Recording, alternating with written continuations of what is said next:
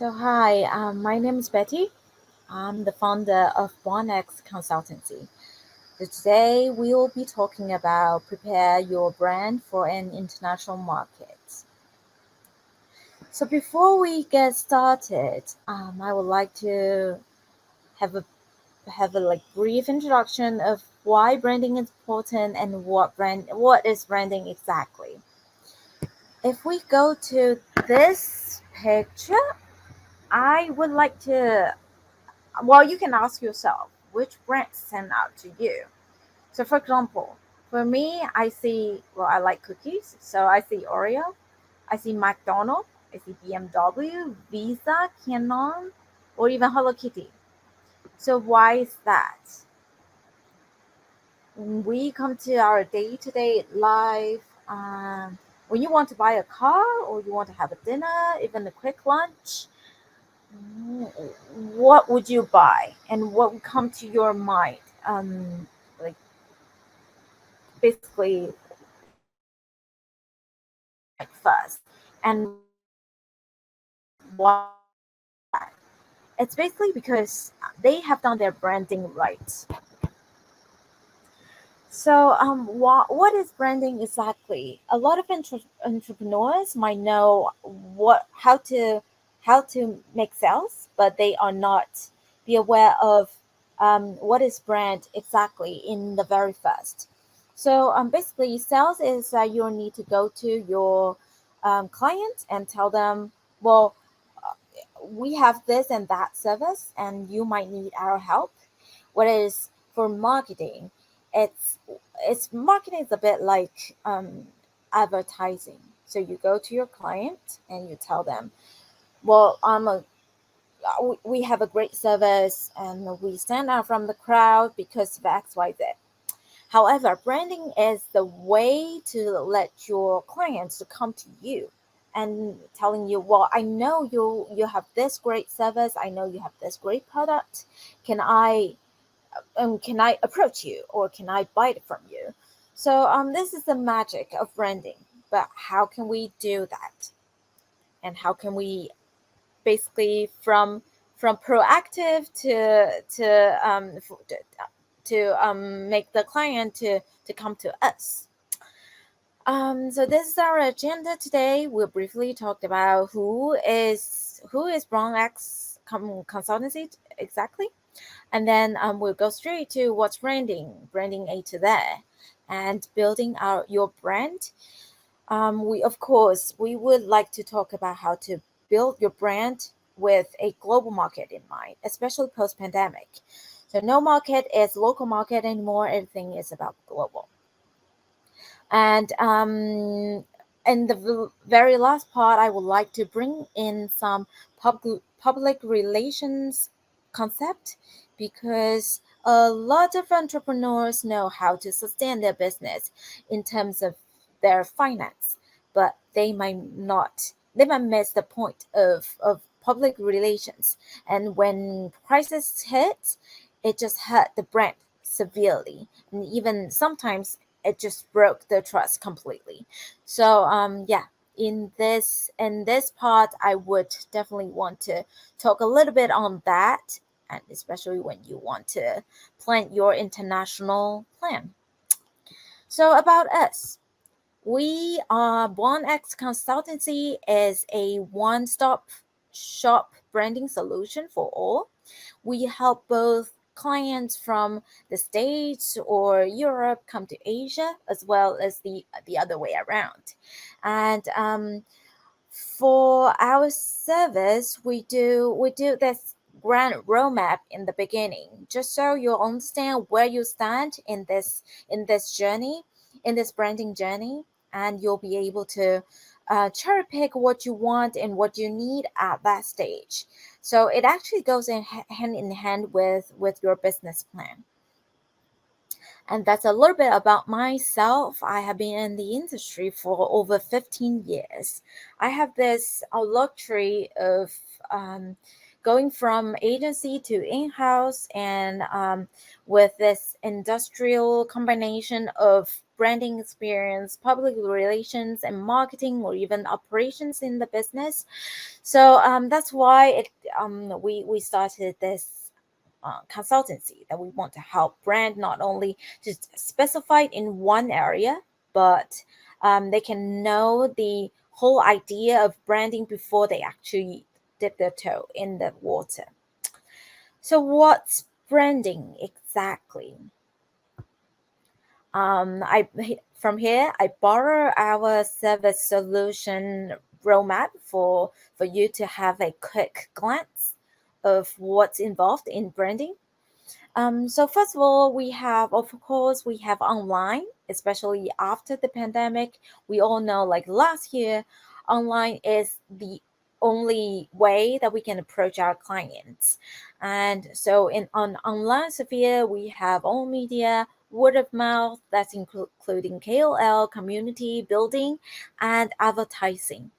So from there, you have enough influence or online talk about, and you can think about how to build the physical relationship with your or physical contact with your clients, and that's when we go down to offline. Offline, we have OTO strategy, public relations, and physical events. And of course, post pandemic, we have this hybrid events that we can think about. So when you do your branding, think about whether you want to stay online, or it's vital for you to go offline. And once you have the enough of awareness, there might be some partners that might approach you, or you can approach other partners to get more resources. So in business or in branding, we don't want to focus on our own resources, because everyone's resources are limited. So by doing crossover collaboration, we'll be able to borrow others pros and to cover our cons. And that's what we like our clients to think in the beginning of their business, because in that way we'll talk about this later, but you just need to plan your branding strategy in order for you to further collaborate with others. And this is something that we would like to share, because in our core spirits of our business, we of course focusing on all the solutions, crossovers, integrated marketing. But one thing that I would like to stress is that social responsibility and sustainability is very core to our brand, and to all the brands as well, because that's where we can cut into social responsibility and ESG, like a lot of people would say in the post pandemic era, and that's when we can make the society a better place. And I think that's what branding can do the most. And how do you brand your brand globally? So I think a lot of things about building your brand globally is that you need to understand the region or understand the market that you are going to thoroughly, and not just hear from media or from someone you know. It's very important for you to actually look into the data. For example, when I was in the technology sector, I heard a lot of companies. They would say, oh well, if you want to go to Southeast Asia, you want to do desktop phone, because Southeast Asian are focusing on desktop devices a lot. What is if we go into details, we or the data, we'll be able to see actually mobile devices are the go-to for the clients or users in Asia in general. And it actually stands out significantly. So for example, if they are looking for solutions, if they are browsing for information, they will first pick up their phones or their pad instead of go to their desktop.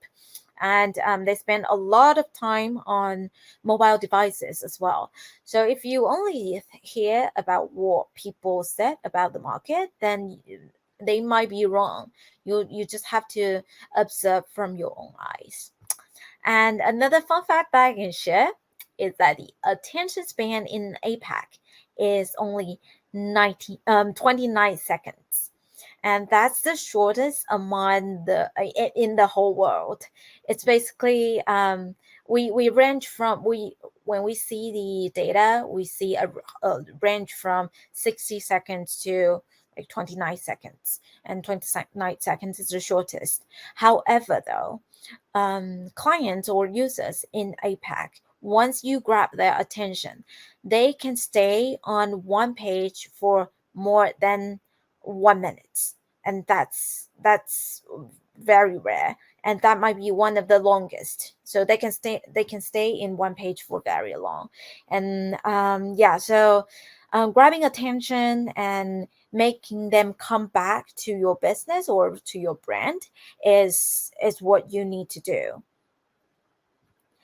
And I would quickly run through a branding process, although we might not be able to cover it all in this short session. But we will definitely cover these two.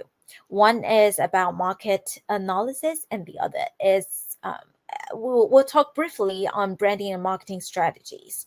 And of course, like I said, I will bring you a little bit of the concepts of public relations management. And this graph, it's basically a brief journey of your branding strategy. First of all, you would definitely want to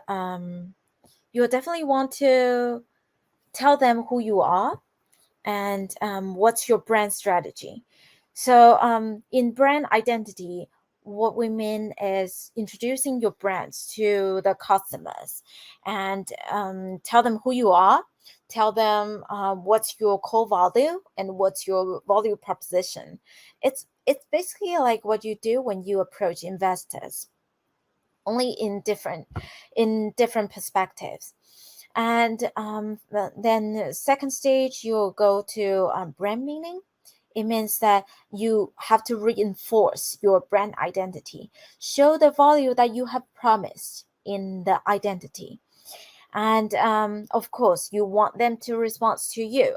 So in brand response, I mean, you need to live it up to the brand promise or the brand image you had in the previous session or the previous steps. So it is to offer a way for the client to resonate with you, and that brings us to the last stage, which is make them to feel like they can echo with your brand identity or brand image. So they find you in themselves, basically. Otherwise, the brand would be always the brand, and it would be hard to connect with your clients. So it might be quite overwhelmed at some point because you have so much in your hand, and for startups, entrepreneurs often wear multiple hats, and branding might sound like too much for most of the entrepreneurs. So here we try to make a three simple steps of every concept, so it's easier to grasp and it would be easier for you to execute as well. So when we talk about branding, a lot of people would think, oh, I have to do market analysis or data analysis. I have to do market research, market survey, and it will cost a lot. In fact, before you go into all those actions, you can start with simple steps. So first, my first tip for you is just chat with your clients, chat with your target audience, your ideal persona, and let them tell you what is the perception they have for your business or for your competitor, for your market, or even for your product. And it would help you to get an idea of the new market, and it will also help you to understand what they really want and what they expect, and can you offer them that. And another thing is, because we are always very busy. For example, like for myself, when I was in house, I was in charge of 3 departments, and it's just hard for me to keep track on everything I have done, because sometimes things are things happen so quickly, especially in our industry. For branding and marketing, you have to keep up with your market, and market changes very quick. So it's just hard to write down everything that you have done and keep memorizing everything that you have done it right. So I came to this, I built this habit of just writing down everything that I do or I plan to do. Of course, it's a to-do list, of course, but in the end of each day or each month or even each quarter, I will be able to go back to see what we have done and what we have achieved. And that would help me to review the qualities of my brand, of our brand, and our business. It would come in handy when you need some when you have to go to your clients to come to communicate what you have done it right and what can you do good, and or even for your social media content. So when you do marketing, when you do public relations, it's vital for you to find out all those qualities that you have but you might have missed, because we can be used to what we do day to day, but not aware that might be significant or that might be worthwhile mentioning. So it would help a lot.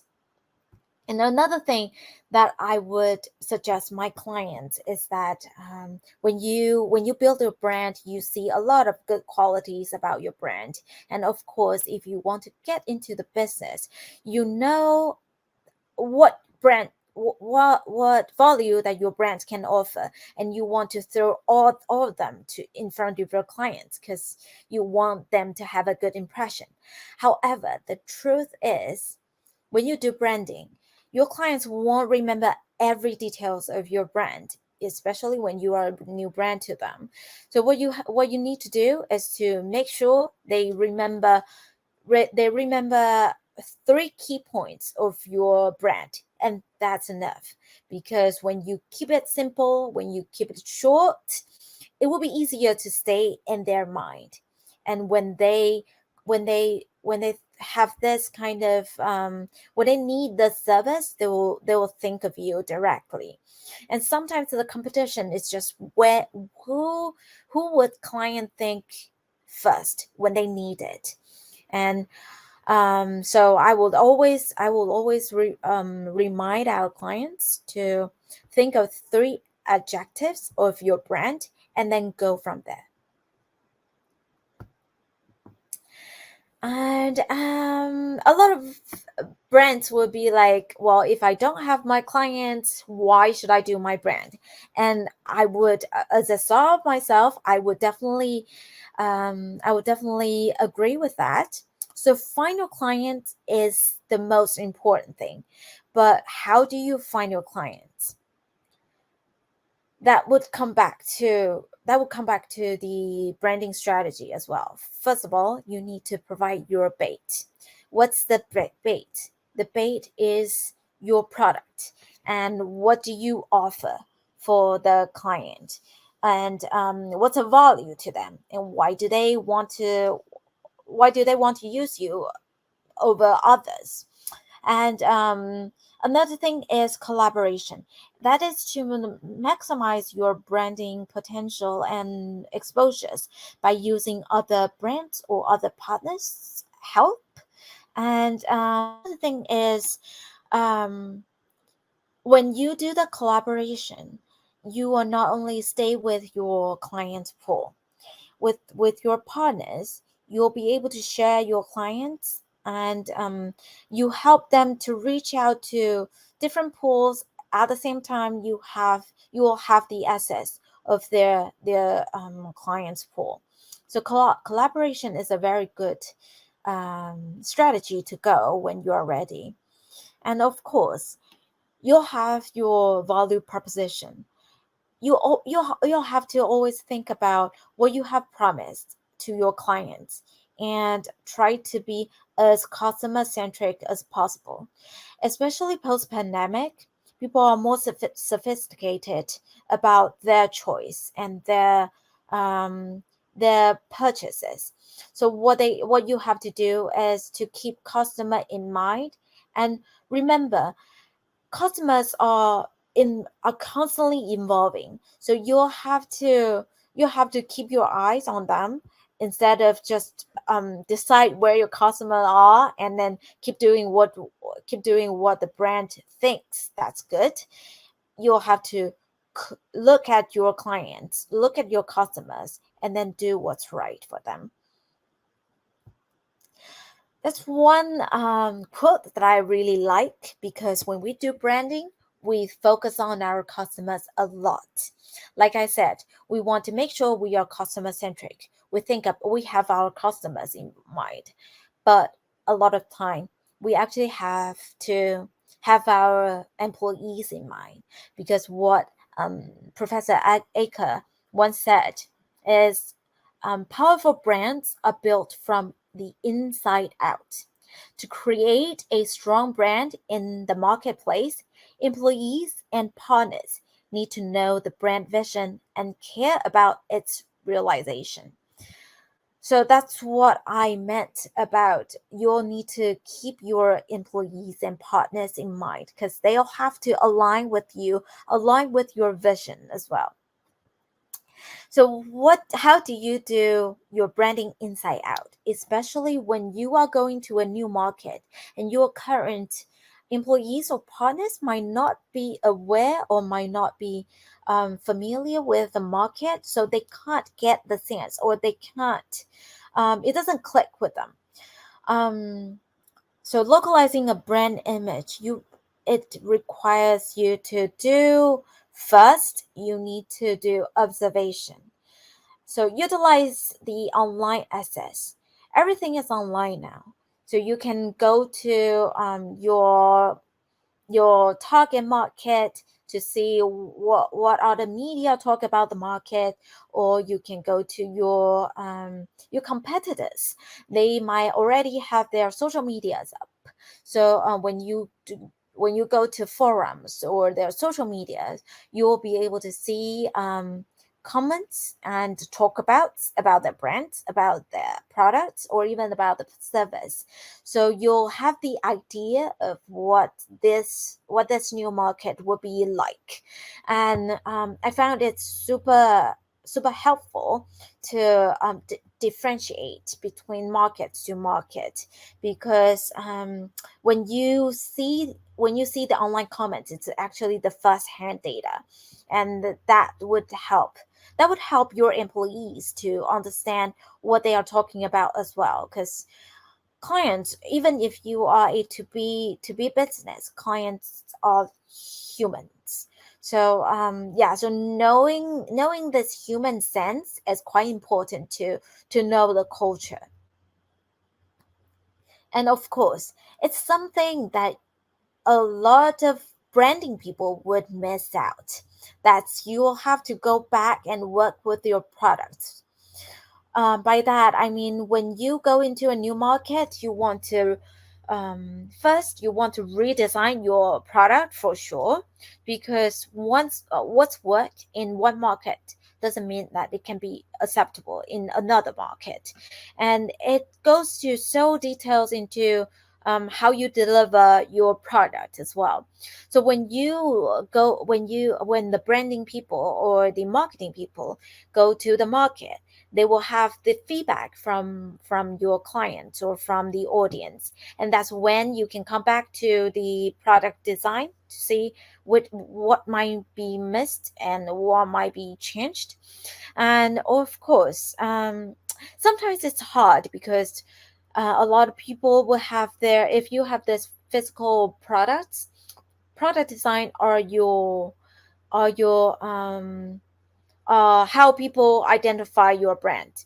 But what I mean here is that, for example, in the US, where you are from, um, this subscription might you might be familiar with subscription. However, in Asia, a lot of markets might not be familiar with subscription, and they will not accept this kind of concept if they haven't buy in your product completely. So if you want to go to Asian markets, then what you might do is you will have to redesign your product, maybe have like a one-off purchase for your product first, and then when you build up this trust, and you'll be able to go back to your subscription model. And of course, when you want your clients to know you, you need this three words or three adjectives. And same to your employees. Business know they will need to have this slogan for clients or for users to remember their brand. But remember, your employees can first be your users, then your employees. So, or the other way around.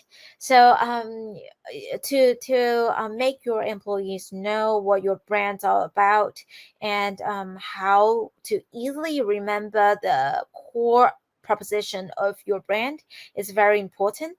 You can even test it on your employees before go to market. So find a slogan that's easy to remember, easy to grasp is very important. And when we go to the market, what not to when you do the targeting? Let's try to avoid some branding position myths that we often see from startups or to be business trying to go to see. One is that my target audience is everyone. So a lot of businesses think they have this great ideas, and it fits it all, and all the people can use their product. Of course, I believe that's true, but if you want to do your branding, it's just impossible for you to communicate with everyone at once. For example, if you go say you won't say the same thing to your grandma as your 3 year old. At least you won't communicate with them with using the same words, or the same way to compose your information, or the same amount of information. So that's what I mean of you need to find your first batch of the audience, and from there you'll define the persona, and decide where do you want to go, which channel would you use, and what kind of tone and manner that you want to use for your brand. For example, if I want to go to teenagers in the States, then I would definitely have to have this TikTok channel. Or if I want to go to 25 to 34 years old female in Asia, then I definitely want to do a fan page on Facebook, and maybe a live stream on Facebook as well. So that's basically, you'll have to find a clear idea of persona before you go into a market and choose a way that you want to communicate. And second tip is you will need to define the image, because people often forget that they see the data of their audience and they forgot to translate the data into image. And by that, you'll need to have a clear idea of well, I often tell my clients what they have to do is they define a persona and try to fit it into one of their friends. And once you can do that, it would be very easy for them to imagine how they want to communicate with them, and what words or how what kind of information the friends they have would be interested in. And that would be a first step for a lot of entrepreneurs to start to think about who exactly is your target audience, and how would they want to convey their ideas. And especially, like I said, on this slide, you want to stand out. So you don't want to um, try to vaguely convey your ideas. You want to be precise for sure. Well, there's a saying said the winner takes it all. We definitely don't believe that. Um, a lot of entrepreneurs, they know their markets are everywhere. They of course have optimism of their brands. That's why they have this confidence to bring the brand to international market. But there's no way that you can approach the markets at the same time.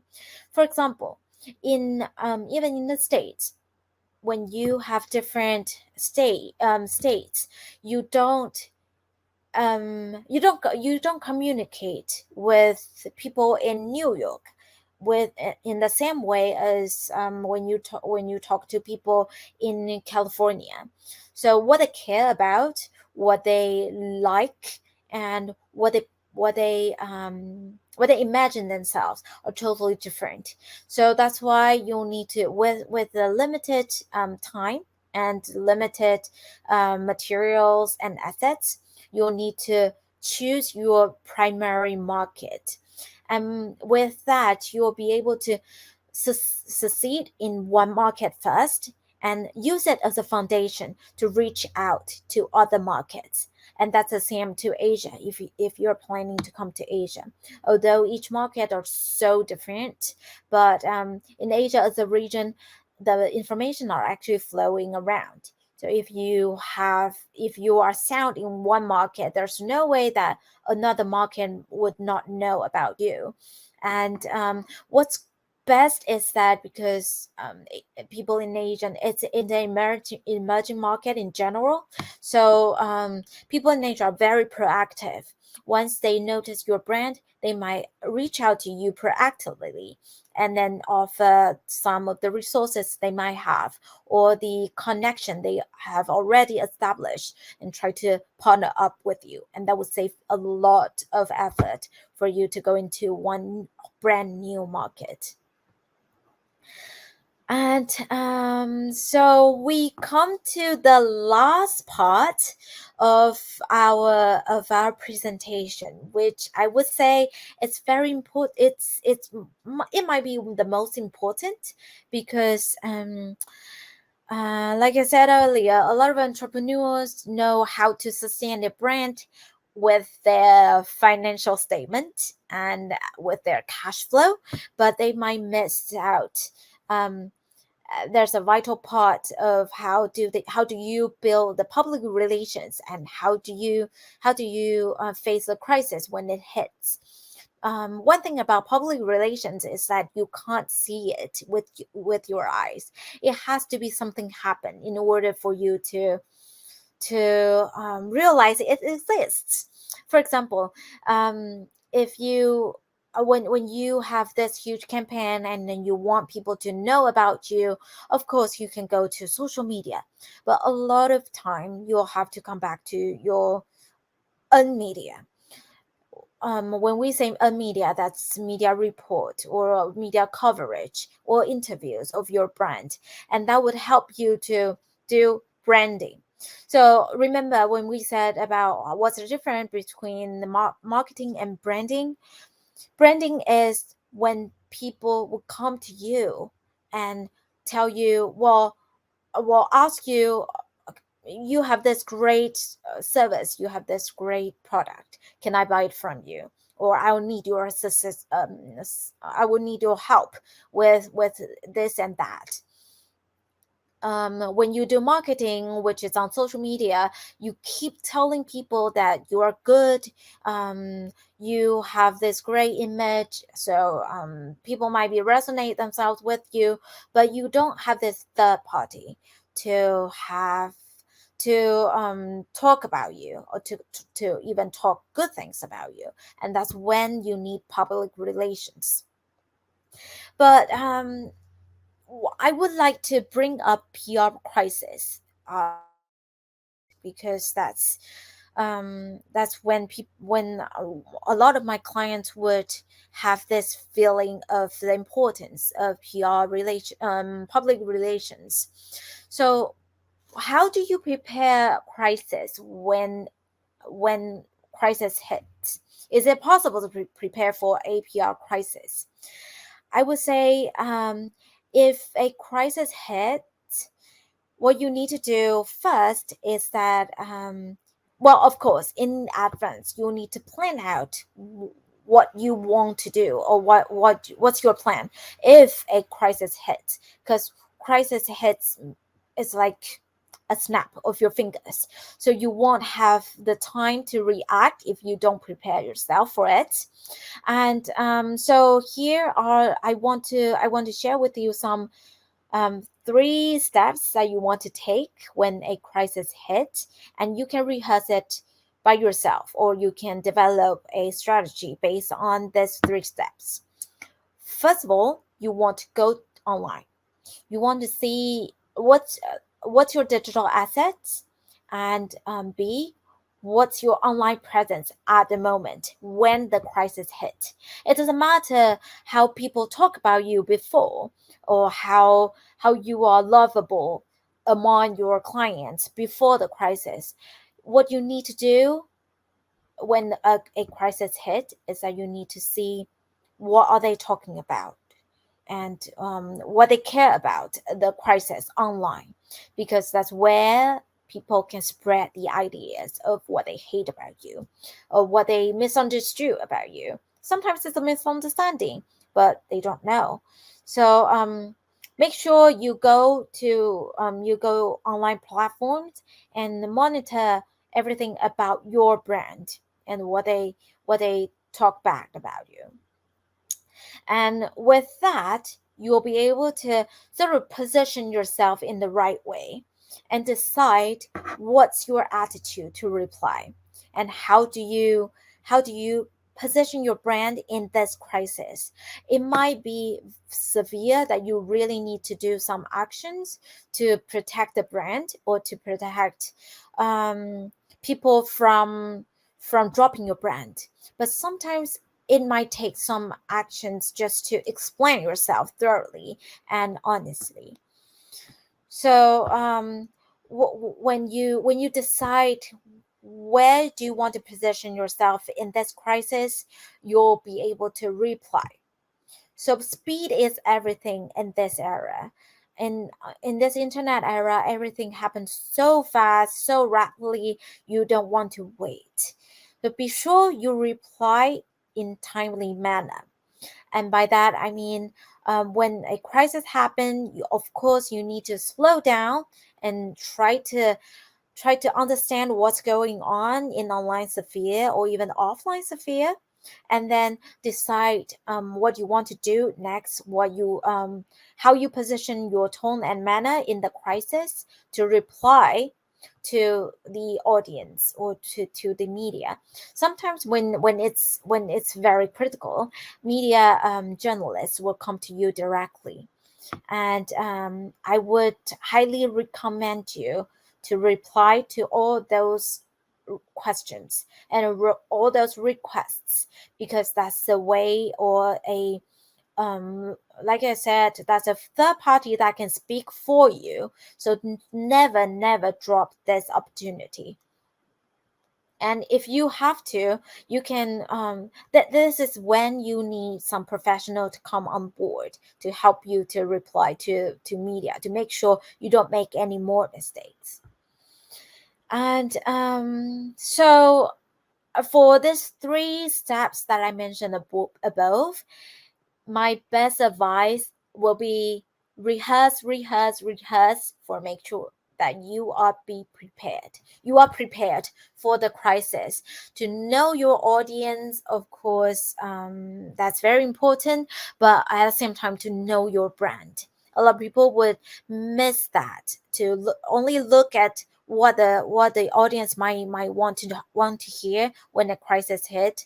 But that's a big mistake. You also need to know where your brand stands as well, and how to overcome this crisis as a brand instead of as yourself.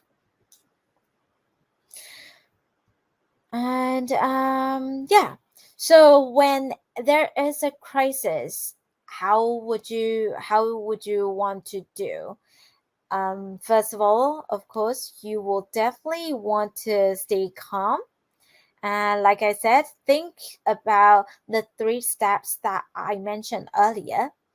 And there are some keynotes I would like to bring up, just to make sure you don't step out wrongly, and you don't make things worse.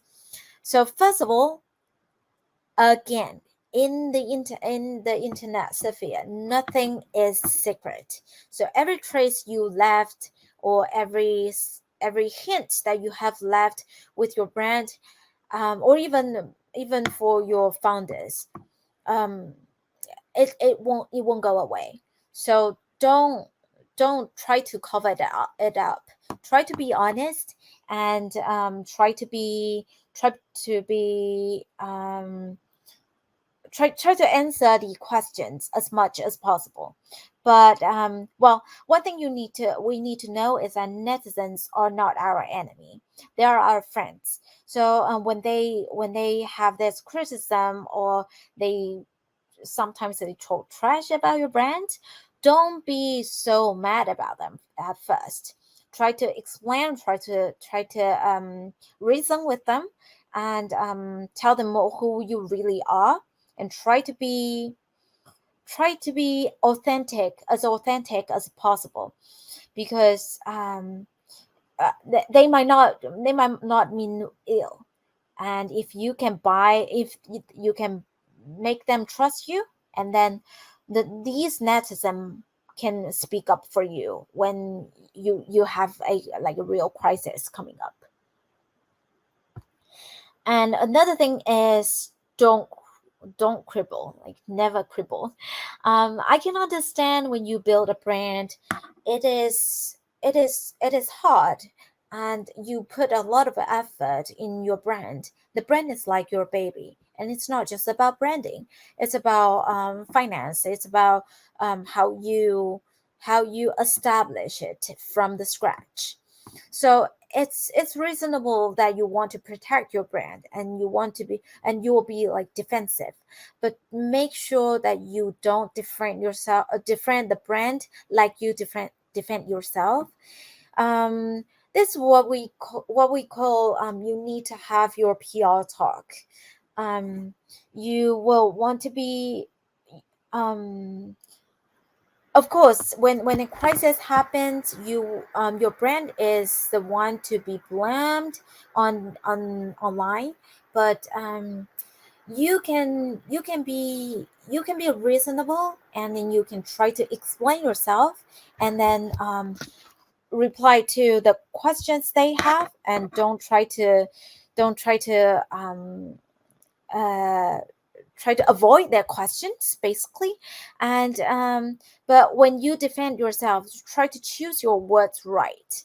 Because they don't want to hear you saying, well, we didn't do this and that. They want to hear why you do it, and why they see it this way now. So try not to defend yourself. It just rise the hatred and negative discussions online. So never do that. And be frank. Just don't try to cover up and be try to be as direct as possible to your with your clients or with the criticism. Of course, it's what we call you need to plan what you want to say, because modify the words or modify the truth sometimes are important. It doesn't mean that you'll need to lie, but you just to make sure you answer all the questions with the right words. You can translate it into what they want to hear, and it it of course depends on whether or not you know your audience thoroughly, and whether or not you have built this basic trust with your audience, so that they will be able to defend you for you. You won't be able to defend yourself in a crisis, but they might be able to defend for you. So that's something you want to do. And one thing I would like to point out is that a lot of people that would talk trash about you online, they might not be your audience, and they might not even be your users. So when you try to sort of counter these negative comments, what you need to do is actually talking to your right users and talking to your clients who have trusted you and who have interacted with you, because those are the people that will be your potential clients, or that you want to build a long-term relationship. So when you react to the crisis, remember your audience are not everyone, are not those who don't who see themselves as the enemy to you. Your audience are those who you really care about. So be frank with them. And you don't want to lie to your relatives, you don't want to lie with your friends anyways, so why would you lie to your clients? And this I want to emphasize about Dr. Aka said about inside out. So you want to make sure everyone in your team is on the same page, so they know what to say and they know what not to say as well. And be sure they know you have this one point of contact instead of everyone can speak on behalf of the company. That's a huge risk for you. And to appoint one person to be the speak person is that the good thing about that is that you will, because during the crisis there are a lot of things happening at the same time, so you want to make sure all the information are channeled to the right group of people. And once they come to conclusion and they know how to respond to the questions or to the criticism, you will be able to know who you can appoint to, and who this person will have the full knowledge of what to say and what not to say. And that's very, very important when everything is a mess. You'll need to build this kind of team to help you to get through this safely. And oh, if you are to see a business, make sure all your the customer front employees are on the same page as well. So once the speak person says something or decide to do something to react in some way, make sure these customer front employees are aligned with all those actions and know how to communicate to the client. Because yeah, it just makes sure that everything is aligned. And then when clients wherever they get this reaction, they have this constancy of what they can get. But that's the that's the $1 million question. Can we avoid a crisis? If we can avoid it, then we might not be able to. We might not need to plan all those or risk our brand in any way. But can we plan it? Can we avoid it? Well, the long answer short is no, you can't, because there are so many things happening at the same time. You don't know what's gonna go wrong. Especially, there are so many elements, so many people in your business, and there are so many stakeholders in your business as well. But what we can do is that there are certainly some things that we can do before things happen, and to avoid crisis. So how do we keep the crisis away? Can we prevent it? I am speaking in on behalf of Asia market in general. So the number one rule is respect. Be respectful to your clients and know their culture, and to start with. Cultural appropriation is always the key for when you go to a market that you are not familiar with, or that's quite different than the culture that you are familiar with in your own market or in your motherland. So when you go into a new market, make sure you know, for example, like what's your religions, what's their politics, what's okay to be humorous and what's not okay, what's not considered as humor. um yeah, it's just very important when you do your social media content, when you do your press release or your launch, or even going back to our previous slides, or even to design your product. Because sometimes a product might work in one market, but because of religion reason, it doesn't work in another. So you don't want to offend your market or offend your audience when you first step in the market. And another thing is be mindful of criticism. Because like I said, in a new market, sometimes it's hard to know what might trigger the crisis, and what might trigger what's not acceptable in the market, or among the audience.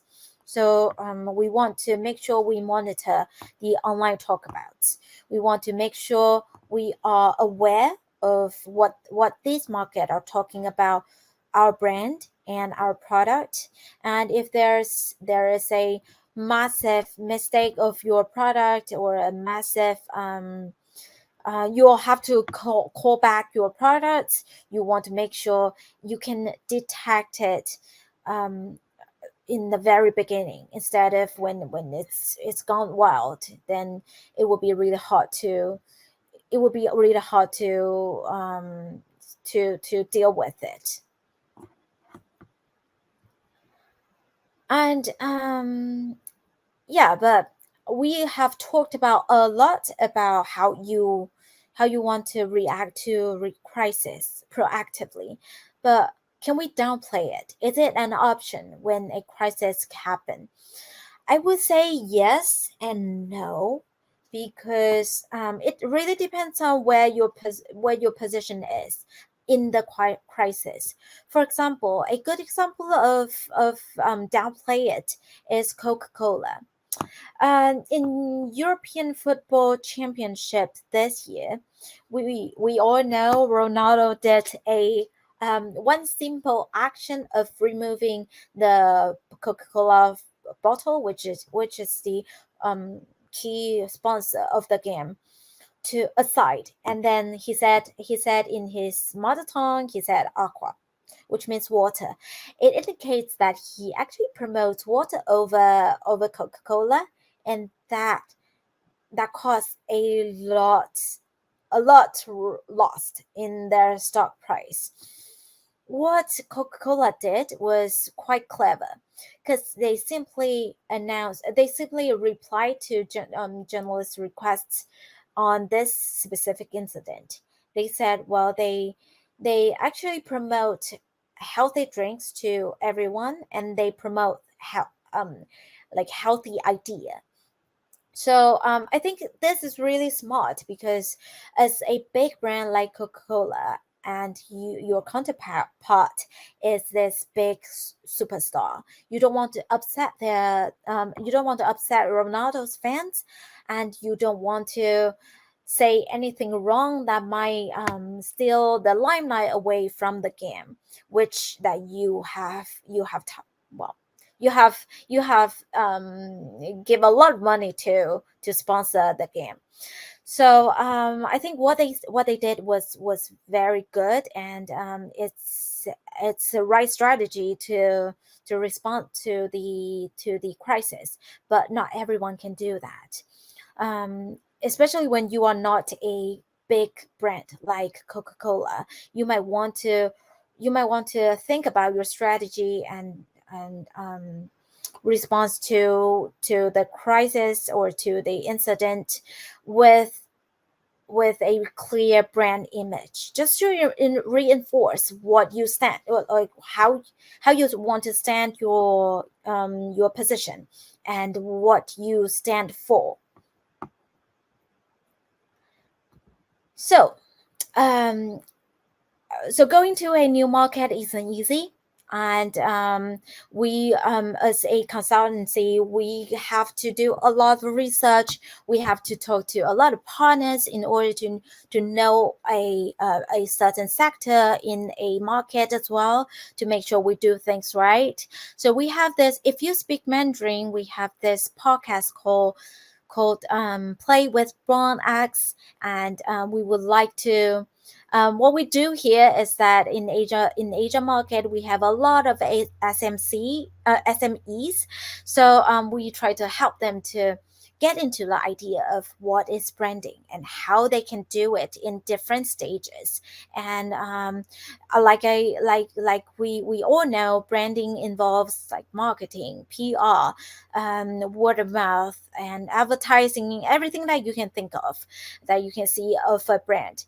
So it can be overwhelming. We try to break it down into smaller concepts in different episodes, and in different episodes we have three highlights or three steps that we collect, or we sort out for SMEs, for entrepreneurs, to know the idea a little bit more and to actually execute it within their own power. So if you speak Mandarin, you're welcome to jump in our podcast, and we will love to invite you to speak on our podcast as well. And you can join our Facebook fan page. But if you don't speak the language, don't worry, because we have every social media available. You can reach out to us via Facebook, via Instagram, or our LinkedIn. I also have my personal LinkedIn in the in this QR code that you can see. So yeah. So that's all I would like to share today. I'll give it the floor to the Q&A if you have any, and you can reach out to me afterwards as well for any question you have about branding. Thank you.